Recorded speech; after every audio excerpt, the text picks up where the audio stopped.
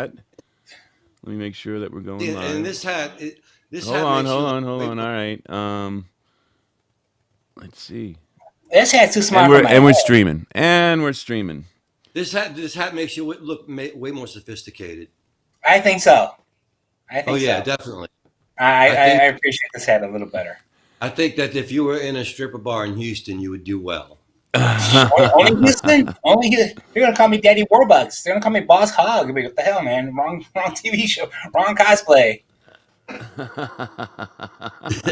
Polly, did I ever tell you this one time an uncle of mine went to took his kids to a costume contest party, and he won the contest for being dressed like a cowboy, but that's how he dressed. That was even Oh, funnier. that's He just funny. that I kid you not. It was like, and for the best costume, he's like, I'm not even in the Oh, competition. oh Well, my what's even God. funnier than that is, thinking that you could get awards just for the way you dress. I mean, talk Yeah, about the ultimate participation award. yeah, that was great. That was Especially if you great. get a cash prize with it. That would be, Well, Barf won me $500 once. what would happen for $100? I said I won a Halloween contest. I came in Oh, third place. $500. so as people start to kind of figure out that we went live again here as it crashed, I'm sure people have figured out. I did name this Evil Friday Part 2. And then now Paul froze. That's interesting. You're Oh, still we here. gotta take that. Well, we gotta take that. We gotta take that as a. That's funny. So now That's like Paul's yeah. frozen. Oops. I'm sure he'll figure it out. He's pretty good. He's getting pretty good at this stuff. Maybe he'll call back in again. He was on when I opened up, so who knows? And who knows, he might be able to hear us. So we do have someone calling in later. This is part 2 of an earlier stream, right, Luis? Where we have Keith Yeah. Spira coming to join us. And I guess while we're waiting for Paul to figure that out, I'm going to tell him to call back That's the in. best Paul picture ever. I know. It's never, ever going to get you in a good picture. Yeah, it happened to me even the one from earlier. I mean, this one looks like poor Paul trying to figure out long division in his head. It's just not working. Right? Let's see what he says. Usually he would have figured it out by now. But apparently, I don't know what happened See, today, but it decided to that's what he gets. crash again. So that was a lot of That's what he fun. gets for knocking my hat, man. That's what he gets for knocking my hat. That's exactly what he gets for that. So nothing did happen, right? Nothing new. With what? There was no new Marvel. I mean, there's Loki coming out, right? So, Well, dude, you missed Invincible. I'm sorry. What you said? Did you end up watching any of that at all? um, Invincible, I did not. There he is. I knew he'd call back in.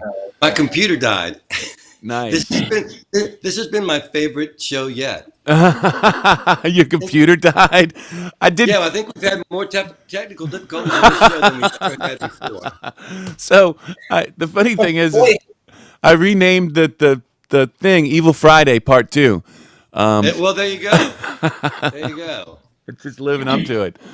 Shmi is in the audience. She's like, "Hey, I'm the audience now." So, Is there only one person today? well, they're finding us. They're figuring it out. We got 3 now. They're starting to figure it out. When we go live, they get the little notification that hey, they're trying again. So, right. so Well, they'll start to pile hey, back in. since you two don't have anything pressing in superhero world, I wanted Well, to say wait. that. Well, I I have two just want things. to say Go ahead. your brother was right when he posted on your Facebook page that this guy that's playing Captain America would have made a better Han Solo than the Han Solo they cast as young Han. Oh Yeah. yeah. And he would have been great for that role because he's got that swagger to him that Harrison Ford had when he was young, whereas that Yeah. guy was trying to imitate Harrison Ford's swagger. The guy that He played was. Han. He was Yes. trying too hard. Yeah, And think about it. This is Kurt Russell's kid, so right, No, he's no, right. no. He's talking about Sebastian Stan. No, So no, I'm a lot of talking people. about Kurt Russell's Winter kid Soldier. would have made a You're Han. talking about Winter Soldier. no, You're talking he's about Winter. not. You're He's talking talking about. No, about no, no. no, he's talking about I'm, the faux Captain I'm America. saying that Kurt Russell's kid would have made it better Han Solo. Oh no, that's not what my brother said. Oh, he No, said no, no. Sebastian Stan would make a better solo. Oh, I Sebastian Stan, misread. because a lot of people like Sebastian Stan for Luke, and I was showing my brother Falcon and the Winter Soldier, and I told him, I said a lot of people like him for Luke, and my brother looks at him and he goes, "No, Luis, he'd make a better Han Solo," and I'm like, Shit, he would, because Sebastian Stan looks like a young Mark Hamill when you get him in the right light. Right. So Right. And he's got hair. He's got the same kind of. right, right. So for me, young Luke, young Han, he could have done better than what they had for that Han Solo movie, though. Take your Well, anybody else could have done better. Well, I think Kurt Russell's son would have made a good one too, though. He's got a great swagger. I He does hate have him, good swag, yeah. Eric. And before we But get off superhero world completely, we were talking about that girl Chloe Zhao who won an Oscar, and how she's Yep. actually doing a Marvel movie right now called Eternals. So they're always Pretty much looking for. finished.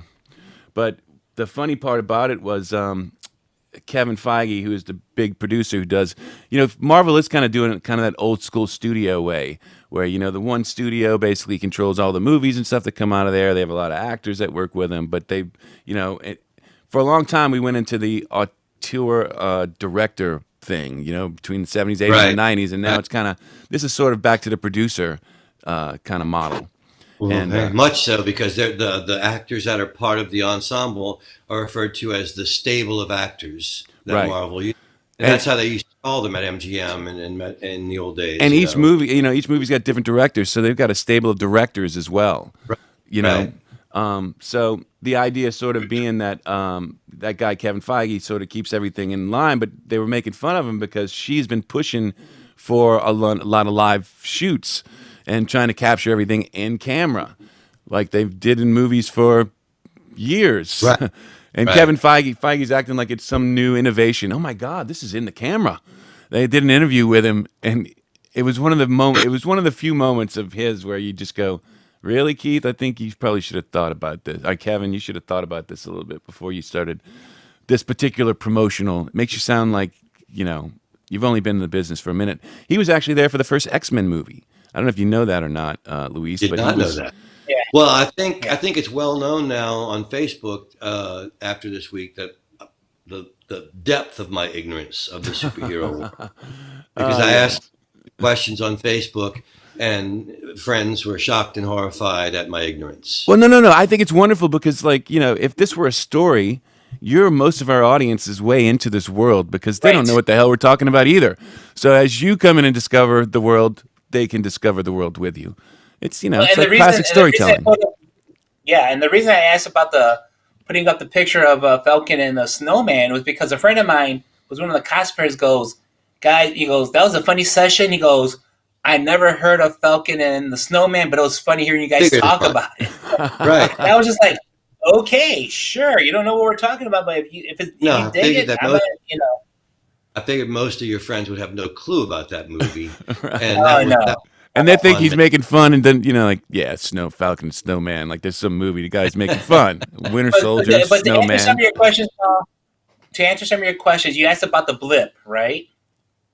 Okay, because I saw some of the movies that Michael Sterl posted and said you need to watch these. I saw those movies. Which one was the blip in? Endgame. Okay, so the blip is Thanos snapping everybody out, and then Tony Stark snapping everybody back in.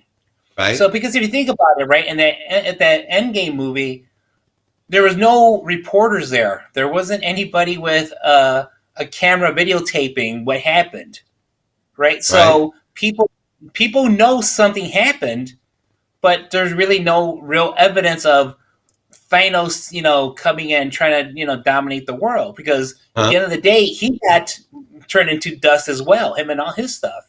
So people know that, Paul was there, 5 years later, Paul's gone. 5 years later, Paul shows up again. Paul's still the same age. I got 5 years older. So, you just got blipped back into existence. Gotcha. And I hate to say it, like, one time you told me, with Katrina, you said, Luis, we now live by Katrina. It's before Katrina and after Katrina. Same thing in this regard. It's by the blip, right? It's everything happening after the blip. All right. Thank you. You got Joe Holtzman out there saying Alice had it easier going down the rabbit hole and staying with you guys. He has no clue. See? So, Paul, You and me both, Joe. You and me both, buddy. I'm trying to hang with Luis and Mike, but Luis and Mike don't just know like the movies. They know the plots that tie all the movies well, together. that's the point of it, They right? know who produced them. They know who directed them. They know who got fired from the director's chair before this guy got the job. They know plans for movies that haven't been made yet. Well, admit this, Plans Paul. Admit. that will never be released that have gotten made. All You right, think you're lost in the rabbit hole? I'm part of the show, and I have no fucking clue what they're talking about. I had to reference The Falcon and the Snowman just so I could talk about a movie I knew what was going on. but wait a second, Paul. Now, since I was a young man, I've been into storytelling, and you know that we know certain directors. You know who Coppola is. You know who Scorsese is. You know who Steven Spielberg is. And the reason we know I'm they not are ridiculing you guys. I'm not ridiculing you guys for knowing more. right. I don't mind intelligent, knowledgeable people. I'm saying I'm right there with Joe. I don't know anything, man. I'm But just You know, chasing y'all up a dark alley with a if small this is the flashlight. extent, I think I'm a if this superhero, is the man. extent of my knowledge and intelligence, I'm leading a really sad life right now. I'm gonna tell you that much right now. But now that you mentioned about knowing people, one thing I learned about New Orleans, it's a small town, and I know you guys know people, and all I gotta say is that Anthony Mackie lives in New Orleans, so I think you should ask some Well, people to I maybe. tell you something. We have 6 degrees of separation from Anthony Mackie because my friend Carl Palmer, who I think you've met, Louise, and I know Mikey's met, is an actor here in New Orleans. He was just in a movie that's on. What's that? I never met him, but go ahead. Oh, anyway, I don't think I met. um, Yeah, go ahead. he was just in a movie that was on. It's the #1 movie on Netflix, Synchronic, okay, Oh, that Anthony star of. If you haven't seen it yet, what a cool movie! I saw it yesterday in the queue, and um, it's not a kids movie though, right? Because when I looked at No, it, it's not a kids movie. all It's right, not a kids movie. It's a science fiction movie. It's a time travel movie. nice. It's about this drug, Synchronic, that makes you travel to another place in time. And if you stay in the spot where it brings you, after like 10 minutes or whatever the length is, it'll bring you back. But if you're not in that spot, you're stuck in that place in time. Oh wow. And so oh man, what a bummer. people are disappearing, and these two cops are on the trail, and it's beyond the sci-fi angle. There's a really poignant human angle because the Anthony Mackie's trying to teach his friend a lesson about the preciousness of time. It's really it was fun. I dug the movie, I gotta say, and You it was know, great. I'm sure that movie had no Latino people in there because we're late for everything, so we would just be stuck wherever the hell they had to. I'd have been stuck. That movie would have lasted a minute, 2 minutes top. I'll tell you that much right now. I wish I was always on time. I saw But yeah, Stowaway, which is another Netflix movie, yesterday. It's I was the gonna watch that. Yeah, yeah, yeah. it was well done. It also I guess you can see where it goes. It tells you the situation there in the I mean, preview.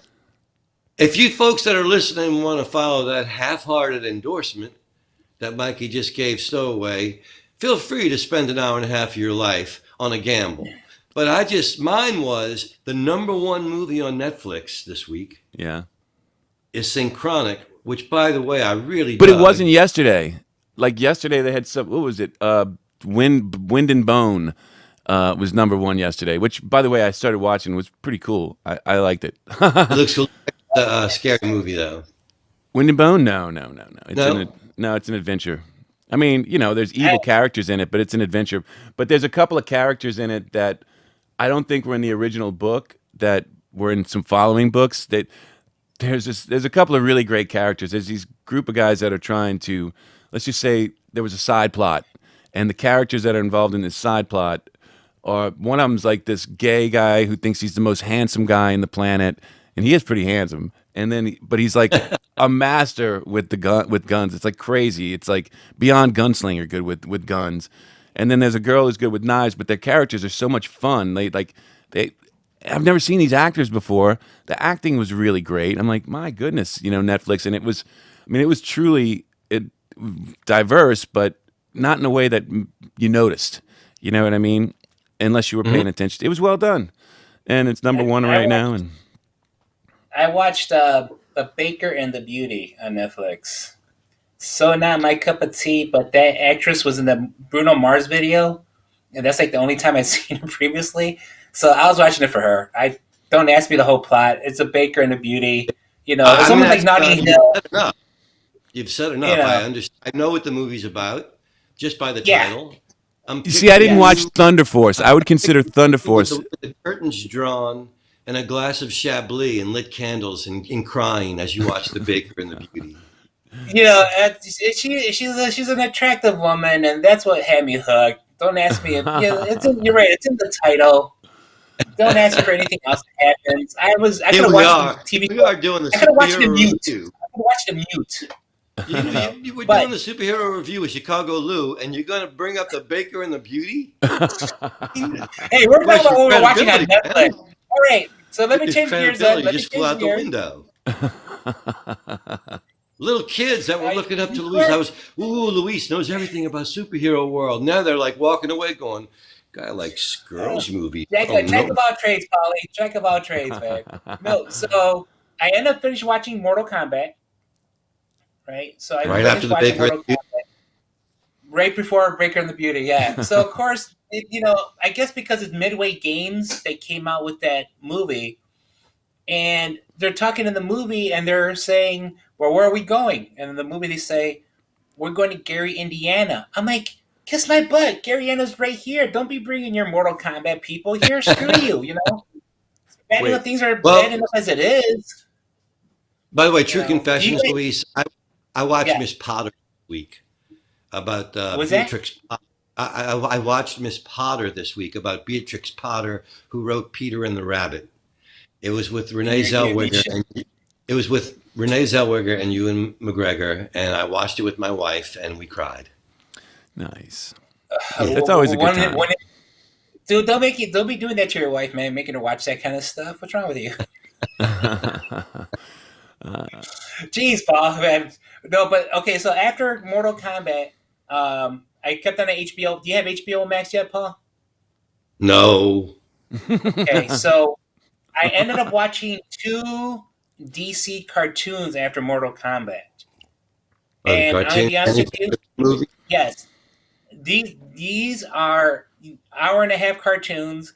These are what DC movies should be. All right. I'll check one. DC.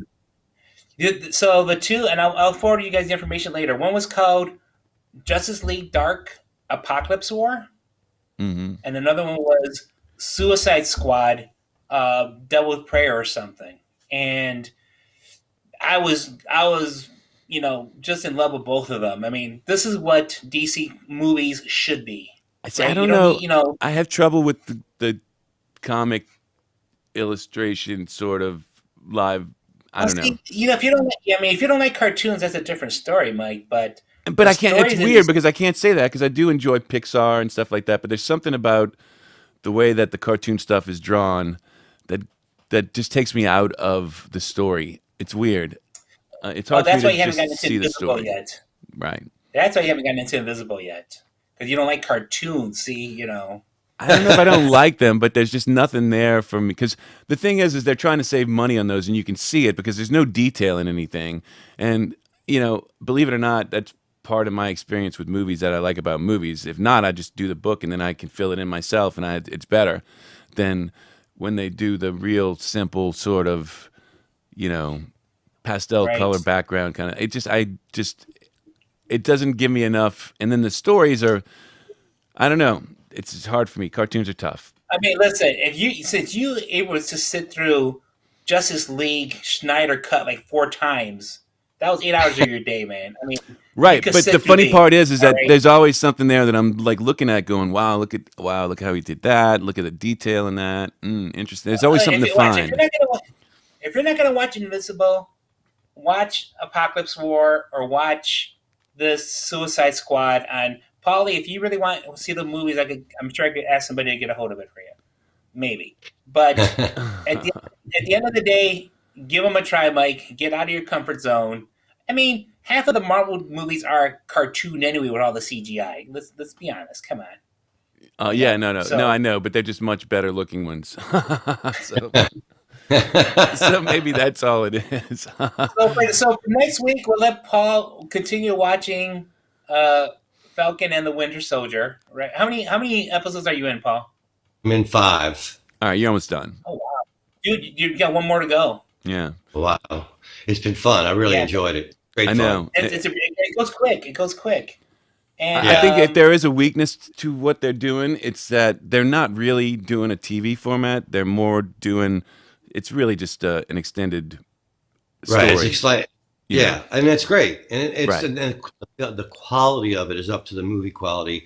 And then And I think that's they the point. It costs a lot to do that quality. So do a great job of casting actors who have great chemistry together. You know, Sebastian and Anthony Mackie, they're as good together as Iron Man was with Captain America. yeah, You know, right. that kind of and these guys have already been working together for 10 years now, man. So I hope they have some kind of chemistry, especially when you're told you have to work together now. You know. Well, yeah, but I Because mean, without- still, I mean, I'm not even going to refer to the Superman and Batman movie again. Everybody that knows you and has listened to us knows how much I dislike those movies. Wait a second. Is that a ninja hat? That's a Teenage Mutant Ninja hat. Yeah, it's not Michelangelo Lovo, man. I'm sorry. That's okay. Look at that, huh? It's 99 cents at Goodwill. That's what this is. For a second, I thought it was a Christmas thing, and I just realized when you turned it, it was like, oh, those are angry eyes. That's angry mutant turtle eyes. Well, This is a Luis, allegedly, Keith will be calling in Yes. 1 minute. That's So, right. I just saw Keith actually showed up on our other screen over here. He's getting his so- thing together. So You guys have a good weekend. We'll talk next Friday. Thanks. We had a lot more time to hang out this week, and ironically, a lot less Yes. to talk about. So that was great. yeah, it's good time. Good time. Yeah, with no more hat. I'm not wearing any more hats. I'll see you guys later. All right, man. All right, You bud. take Have it a nice easy. Bye. Oh wait, You I guys. lost Bye. him. Keith left. So let me go to a 2-shot then. Well, we're waiting for him to come up. I had him for a second. Let's see here. He was playing with his. All right, let me just do this for the moment while we're waiting for Keith to come back on. So I had him for a second. I saw him, and then he disappeared. So are you texting him right now? Yeah, I did. I texted him. All right. If he wants to call back in, tell him I'll switch him on. We'll see. It looked like he was trying to get a good angle of himself and maybe thought better of what he was doing. I don't know. Or the problems we've been having today, who knows? Maybe the thing kicked him off. I tell you what, man. We have had technical issues from day one. We outdid ourselves today. I know. It's just kind of nuts. And you know what's funny is I actually restarted the computer before we started today, just sort of to make It sure. looked smooth. Our pre-show was awesome. That Yeah. was one of the best pre-shows we've ever had. And literally, as soon as we went live, it froze. And then as soon as you and Louise started talking, I froze. And then my computer died. I mean, it was really great. It was one of my favorite shows, really, because mostly about scrambling just to stay on the air. Well, Philip came on and said, I don't even know how I found this. Philip's like watching right now. He's like, I don't even know how the hell I found this, but somehow I wound up. Which I thought was hilarious. It's like, Oh my God! Yeah, So- so I don't Yeah. know if he can make it. Maybe he's in a place where he can't or something. I don't know. Like I said, I saw him for a minute, so I'm just giving him a second Yeah, well, to come back. I mean, you and I have been talking for years. We know how to do it. I almost feel like I can hear him. I just can't see him. Like his video's off. Let me see something here. I'm gonna bring him live, and we'll see if he can All right, hear us. try. Let's see. Hey Keith, can you hear us? I can hear you guys, yeah. Okay, he's telling me something, but I don't hear him. Let me see here. Why don't I hear him? Oh, I know why I don't hear him. I don't hear him because Okay, let's it's a do big that. moment. So, Keith, try again. Can you hear us? Because we hear you, we just don't see you. Yeah, I can hear you guys. Okay, so he can hear us. You hear him, Paul? Great. Yeah. Okay. Should I call back and see if the video link? Yeah, let's try call back and try to do the video link. Okay, I'll call All you right, man. back. No problem. I'm gonna leave this 3-shot up so that way he'll be able to see himself when he calls back in. So while Keith is calling back, I'm going to tell you. I want to say that he is, along with John Swenson and the late journalist from the Austin Chronicle, Margaret Moser. No music journalists in the country have been more generous to my music than Keith Spera. And as I said, John And and there Mark, he is. great to have him. When, How you doing, buddy? when Don't Keith worry, and I'll I work on were you. young, when we were young men, and he was starting out his music career, and I was starting out mine, we would hang out, even though he was much younger than me, and have a beer, catch a movie together. But now he is a responsible father of 3. Yes. Yes. And we are catching you at the end of your dad run. In between dad run stops, actually, I just left my youngest daughter's school, and then I'm going to my son's school for a conference after this. And yet you managed to stay the hip music writer of New Orleans. You know, it's a daily struggle to make that happen. I'm I'm going to say it's not very many cities in the country that have a quote like Juvenile was given the keys to the city, and apparently one of the qualifications is backing that ass up. That's Right. brilliant journalism, Right. man. No, That's it's that's one. look, hold on, we got a truck passing here. Hold on. That's Yeah, good it's one of stuff. you know, not many music writers around the country have an opportunity to write about the hometown rapper getting a key to the city. That is one of the things that makes this, such a fun town to write about music in. Is But that going straight for backing that ass up was just quality work, man. I love that you went there. I want to ask you something off the top of the show because I told this story early on our broadcasts that on a trip to Austin, you were following us home in your car, and Mikey was our sound engineer. It was back when we were in the shuttle bus from the Little Sisters of the Poor, and we were playing Hearts, which Mikey was good at, and Tim Cohen, our tour manager, was good at, and my second ex was good at, and I sucked at. And they enjoyed not just beating me, but mocking me. Yeah. And Mike had just won a hand, and he stood up, and he's really 6.5 feet tall. He stood up and hovers over me, and he slams his cards on the table, and he does a little dance, shaking his butt in my face, going, "Get up off of that thing and chomp. You feel better." And I got so mad that I opened the sliding glass door and I started throwing the cards out of the window. And we stopped to fuel up, and you walk up to us and you go, "Hey man, was somebody throwing cards out of your butt?" I was just wondering if in your musical career there had been another moment where someone threw cards out of a moving vehicle because you were following, and they were playing cards or Or fighting. television sets or anything, Yeah, no, I think that was pretty much unique in my experience. I've seen a certain amount of misbehavior over the years, but I think musicians generally try to be on their best behavior when I'm around because they don't want it, documented for. Oh, that's funny because I was going to ask. I was going to ask you because your writing has sort of segued. You still cover music and cover it well, but it segued into the family pieces that you do about being a husband and a father. And I was wondering how all those years around rock bands and sort of interviewing them and talking to them, how that prepared you for fatherhood. Well, it prepared me for late nights, for tantrums, for for just totally illogical decisions. You know, doing things for no real rhyme or reason just to like piss somebody else off. All those things So I you were learned well as prepared. a musician. Absolutely. Well, I mean, I felt fully prepared to be a parent after covering rock and roll. And I'll tell you how far down the road I am now. My oldest daughter is 13, Oh and wow. she's now introducing me to bands. And just yesterday, she saw that her favorite band, this alternative rock band from Vancouver called Mother Mother, is kicking off their tour in Houston in January and not coming to New Orleans. So she's like, "Dad, you've got to take me to Houston to go see this band." So now I apparently am going on a rock and roll road trip with my daughter to go see That's the band. that's awesome, dude. That's fantastic. Now you've had a really great and long career writing about music in New Orleans. Is there a story in particular that stands out that like you'd go back and tell the 15-year-old Keith and he'd be like, "No way." Oh yeah, I mean, look,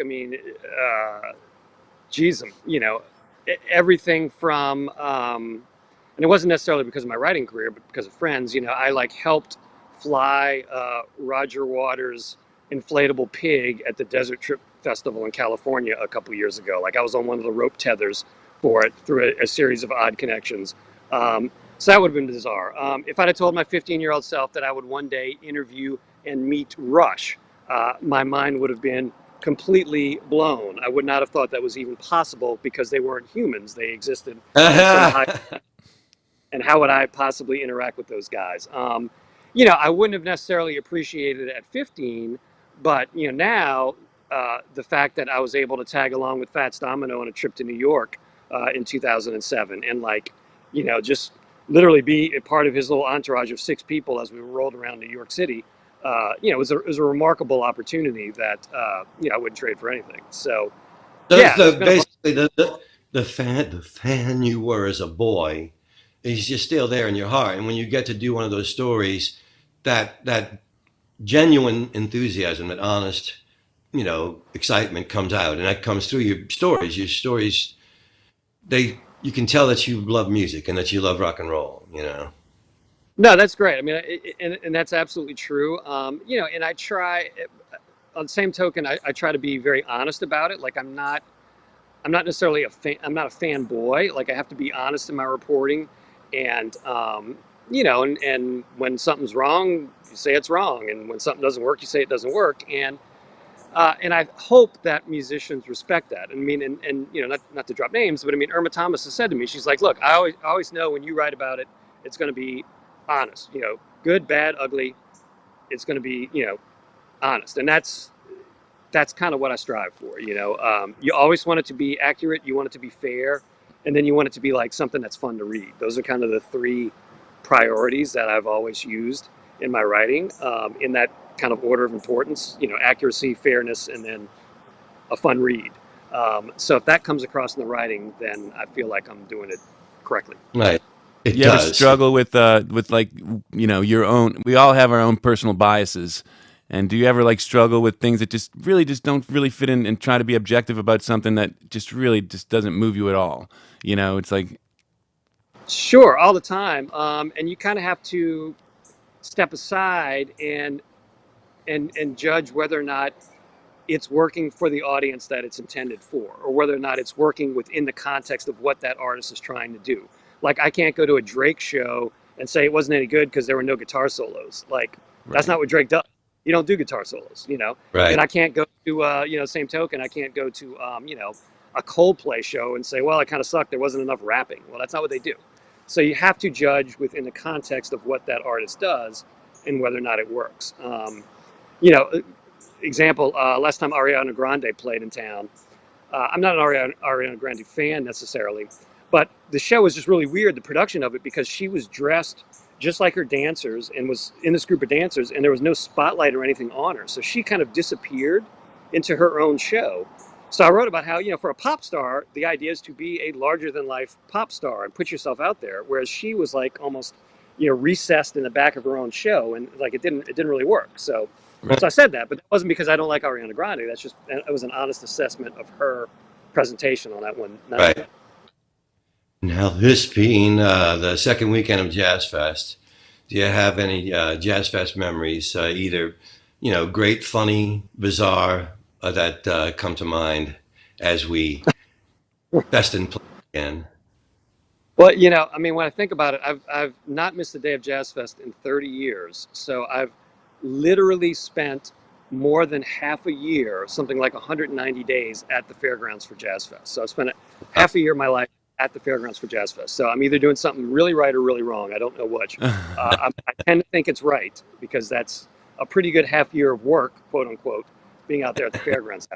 Yeah, look, it's, the fairgrounds, God, there's so many shows. One of the ones that's airing this weekend on the WWOZ Jazz Festing in Place broadcast is the Allman Brothers show from 2010, which to me still stands as one of like the great shows that I've ever seen. It was one of those weird things where everything, all the intangibles came together. Derek Trucks, the guitarist, had a broken foot or something, so he was on crutches, so he was sitting for the whole show. And it was still just so powerful and so amazing. And, everyone out there, I was looking around at other people. It's like, geez. Yeah, that's great. Obviously, a lot of the stuff in 2006 after Katrina, the Bruce Springsteen set in 2006 was, I don't weep at many shows, but I wept out there on the Same. those kind of moments. Yeah, and there's always not necessarily something that powerful every year, but every year, I try to see It's an some amazing things that I've never show. seen. It's always good. I stood with about 15 friends, and I believe his first song was Mary, Don't You Weep No More. And it was like he was giving permission to weep, and we all did. We just put our fists in the air and cried and sang along with the song, even though none of us had heard it before. No, that and like the version of When the Saints Go Marching In, he did at the end. That was more like a Gorgeous. prayer. That kind of really Yeah. slow, meditative thing was great. I mean, geez, and when he did My City of Runes, I mean, that was like Oh that my was God. like oh, Yeah. uh, Yeah. It was. but I That mean, was triumphant. triumph. Yeah, and again, there's a guy that's not from here, but he totally understood what that moment was all about and Yeah. made his Yeah. show, catered it to that moment, and it was incredible. Yeah. I remember hearing Lionel Richie had one of those types of shows, and nobody expected it. And sometimes you wonder, like on a show like that, is it because it's like certain movies you go in not really expecting much, and it turns out to be halfway decent. You're like, wow, and you send a friend of yours to see it, and they're like, it was okay, and you're like, and so you wonder to yourself, was it just because I wasn't expecting anything, and I was, Well, happy? most of the, like most people like that I know probably wouldn't be Lionel Richie fans, but the fact of the matter is he's great and he's had like a ton of hits. Right. So if you Yeah. went to see, your reaction would be, I know that song. I know that song. This is great. I know this. Right. Oh yeah, and he's one of those guys who's like the consummate professional. He's always on when he hits the stage. He's smiling and he's selling it. He's working to make you enjoy those songs. I mean, that's he knows that that's the job, and the fact that he still plays as much as he does is testament to the enduring nature of those songs, as well as his skill as a performer. And he's got a really good band, and they bring it. And Mike, you may have been talking about the 2006 show where he was the last minute fill in for Fats Domino. Fats was supposed to close the thing out, Right. and then Right. that morning didn't feel up to performing, so they Right. moved Lionel, I think, from the Gentilly stage to the Acura stage to be the closing act, and everyone was like expecting it to be this big New Orleans moment with Fats, and instead it's Lionel Richie. But it was so much fun and just a good time, and I think a lot of people had really enjoyed it, myself included. Yeah, I remember that. I mean, actually, that show's kind of iconic. It was one of those ones that people still talk about, like that Lionel Richie show. Um, Yep. And then Yep. Diana Ross last year was one of the ones too that was just kind of like, Now, wow. my first Jazz Fest was 77, and still two of my favorite performances. It was Odetta and Pete Seeger. That Oh was wow, amazing. Yeah, it was amazing. absolutely, absolutely. You know who was great in that last Jazz Fest, the 2019 one that we had? So it was your boy Tom Jones. It was awesome. Yeah. Yeah, well, it's Tom Jones. Right. Well, like you said, the I mean- consummate performer. We actually, one of our early Did shows, we you, talked about what a guy he was in his band. Everybody's just so cool. And Tom Petty's last performance at Fest will have been his last in New Orleans. Did you see that performance? I did see that one, and I thought it was solid. Like Petty, and I saw the Heartbreakers a few times. Sometimes I felt that the live performance didn't necessarily add a lot to the songs. They're great songs and really well put together. But a couple of times I saw them, they were just kind of playing the songs and they weren't really enhancing it. I saw them one year at Bonnaroo, I think it was, and they were really like stretching out the songs and playing, and it was great. So that was probably my favorite Petty show was at Bonnaroo, and I think Stevie Nicks actually came out and did Stop Dragging My Heart Around. Nice. That show. Yeah. It was great. It was tremendous. So Nice. yeah. Well, we are about at the end of our hour, but I wanted to ask what you have coming up. If you have any books coming out, you have anything coming up that you want to tell anybody about? Well, it's been 10 years since my first book came out, since Groove Interrupted came out, which is hard to believe. And I figured I'd have another one by now. But kids, as it turns out, take up a lot of your time. So, Well, since you mentioned it, I have to say, as a fan of your music writing, when you started doing stories about your family and your kids, I liked them, but not having kids of my own, in the back of my mind, I was just going, man, I hope he doesn't leave writing music behind. So I'm really pleased to know that your daughter is going to drag you to concerts long after you stopped wanting to go, and you'll still the be two writing. worlds are colliding. Yes, my fatherhood is now caught up with my rock and roll career, and they're intersecting. And she likes rock, likes alternative rock. That's so great. She does. She likes a little bit of everything. I mean, actually, last time Taylor Swift played, we went to that show and we went to the meet and greet, and I introduced her to Taylor Swift. So I think that was the nice. first time where she understood that.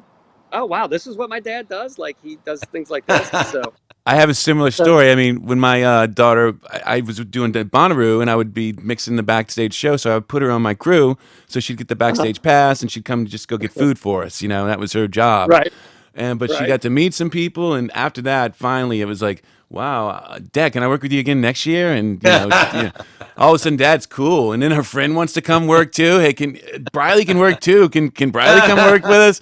And Right. just really funny. But I'm sure you're about to head into that spot where, and then she would always come to me and go, what do you think about this person? You think they can sing? She always needed my approval, like whether somebody could sing or not. And I'd listen and go, yeah, not really, but and it was just kind of funny because she would always be trying to impress me with her artists and go, what do you think about this one? And and you probably headed That's to a cool. similar place, I would Absolutely. imagine. Absolutely. She's always playing stuff, and I'm like, well, that's okay, but Right. Mother Mother, I do kind of like. I do kind of like that band, so that'll be good. Do you play stuff for them? She hears that stuff. She's way more familiar with Rush than she ever imagined she would be, I think. And she's not sold on it. So, like, when we're in the car, like flipping through Sirius XM, there are Daddy stations, and then there are Sophie stations, and they don't really overlap a whole lot. So she doesn't go to Ozzy Boneyard a whole lot. Let's put it that way. So, Mine's away at college, and she plays her mom and dad a playlist from Spotify. She'll be playing it when she's driving home or something like that, and it's full of stuff that she heard when she was growing up. There's Pink Floyd, like you said, in there. There's all this other classic rock, 90s rock, all this kind of stuff that she heard around the house all the time, and it's just kind of funny, and Fleetwood Mac's on there, and then there's Billy Joel. It's the craziest thing, it's just, but well, Sure. the first album I ever owned was Blondie's Parallel Lines, and Sophie did put a couple Blondie songs on her playlist. So, Oh, that's awesome. so there is some overlap, which is great. yeah, it is Love kind of fun to Love it. watch that. Yeah, and my daughter's listening Yeah. to Billy Joel songs. I don't even know if I've heard them, and she's pulling something out, and I'm like, all right, that's pretty obscure, but it's funny to watch them hit Spotify, and they don't know anything about what was on the radio or anything. They're really coming at it from an organic level of what talks to me from these Yeah. songs, and some of that's really kind of fun to see where they land sometimes. It's And interesting. And it's fun when they're like, Dad, have you ever heard of, whatever, Blondie? I'm like, yeah, no, I've heard of that. Yeah. Yeah, right. 30 years ago, 40 years ago, I was listening to that. Yep. So I got you. Mine's great. got a big Joan Jett thing going on right now where she even cut her hair like Joan Jett, which I think is hilarious, and she's, That's funny. yeah. Good for her. Good for her. Well, thanks a lot for joining us, man. I know you're really busy, and you're probably off now to get one more kid, right? Yeah, it's all good, man. This was fun. I'm glad we were able to put it in here between my my school stops. So this is great. Absolutely. Me too. Thanks for having another cup of coffee with me and Mike. And we will My see pleasure. y'all. We'll see y'all on Monday. Yes. We'll see y'all on Monday with a new show, and who knows what happens next week. So Maybe we'll work. maybe we'll work. It could be, right, Keith? Maybe we're getting back to work. I keep reading stuff in that paper. I don't know. No, I We'll meant see. the show. happening. Maybe we won't have. Oh, maybe the It's show will work. Maybe the show will work. There you go. Keith, you missed all the excitement. Before you got here, the thing kept crashing. It was a lot of fun. So I'm glad it worked It for was you. a comedy of errors. You missed the first half hour of us crashing 3 times. So, but you have a... I'll look it up on your greatest hits. That's right.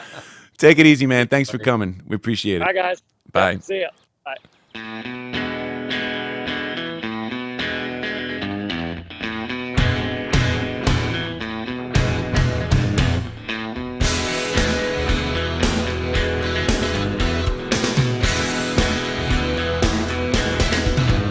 Well, I used to keep my money in a cookie jar. It was shaped like a cat, it was a present from my brother. I read a lot of books, but I couldn't see between the lines. I'll have another cup of coffee if you don't mind.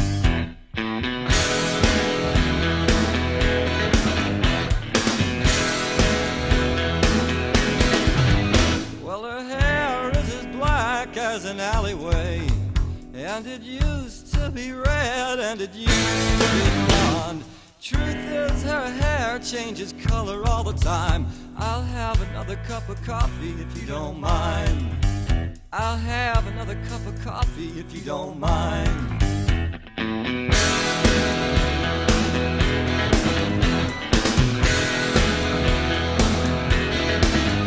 Well, I'm staring at her shoulder, but it's not what I see when I hear 2 fellas fighting in the booth across from me. So I wipe away